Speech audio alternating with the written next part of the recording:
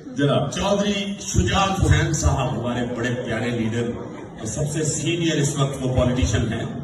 तो उनको एक दफा मैं मिलने के लिए गया उनके दावत पे, तो मैंने सोचा कि इनको पूछूं, ये बुजुर्ग आदमी है कि पाकिस्तान किस तरह ठीक होगा, इनका तजुर्बा क्या कहता है। उदों मैनू पता लगा कि जी सब तो अहम गल होंदी है ना समझाने वाली, हाँ जी चौधरी साहब की वो ही नहीं समझ आती।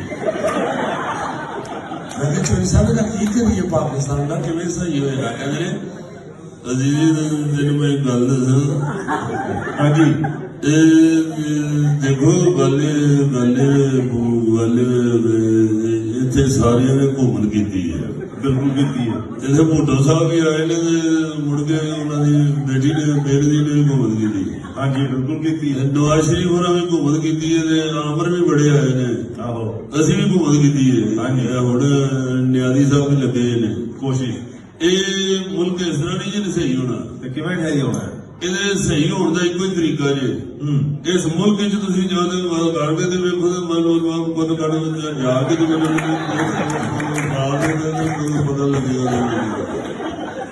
ਸਮਝ ਆਈ ਨਹੀਂ ਬਾਈ ਨੇ ਸਹੀ ਵੀ ਨਹੀਂ ਹੋਣਾ ਫਿਰ।